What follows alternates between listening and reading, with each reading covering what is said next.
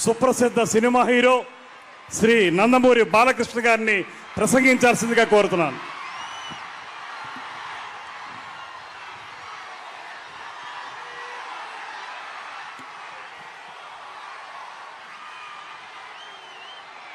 అందరికీ నమస్కారం.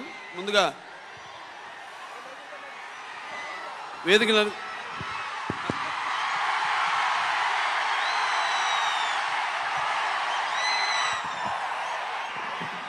Thank you brother. ముందుగా వేదికను అలంకరించిన మన తెలుగుదేశం పార్టీ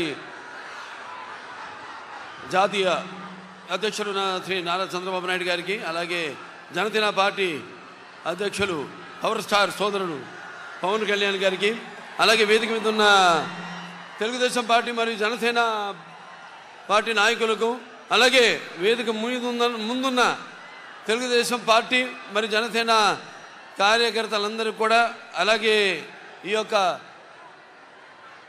ప్రజాస్వామ్య పరిరక్షణకు బద్ధకంకణులైన నా తెలుగు ప్రజలందరికీ, అలాగే అనుక్షణం నన్ను ఆశీర్వదిస్తున్న విజయానికి నీరాజన పడుతున్న నా తెలుగింటి ఆడపడుచులందరికీ, అలాగే యువతరానికి ప్రతినిధులు, నవతరానికి నాయకులు, భావితరానికి భారతదేశపు మహాశక్తి అయిన యువతకు, అలాగే నా అభిమానులకు, పవర్ స్టార్ పవన్ కళ్యాణ్ గారి అభిమానులకు అందరూ కూడా నా హృదయపూర్వక నమస్కారం తెలియజేసుకుంటున్నాను.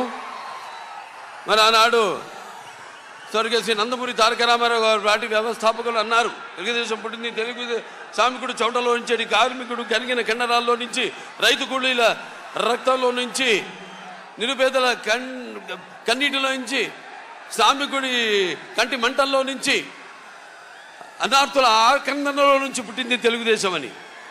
మరి ఆనాడు ఒక చరిత్ర అది. అంతకుముందు మనం చరిత్ర పుటల్లో ఏదో పుస్తకాల్లో చదివాము, ఎవరో చెబుతుంటే విన్నాము.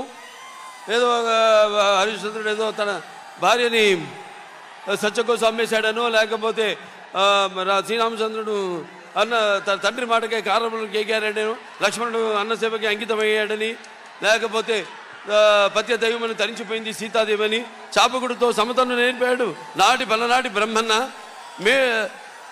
మేడిపండులా మెరిసే సంఘం గుట్టు విప్పేది వేమన్నా, తెలుగు వితంతువుల వీధి రాతలు మార్చి వాళ్ళకు ఒక స్థానాన్ని కల్పించారు.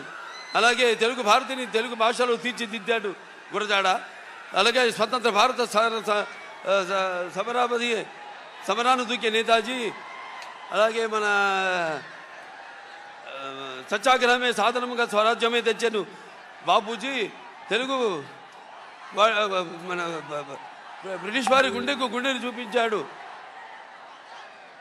అమరజీవి. అలాగే తెలుగు వారికి ఒక ప్రత్యేక రాష్ట్రాన్ని కోసం ఆహుతి అయ్యాడు అమరజీవి వెళ్ళి.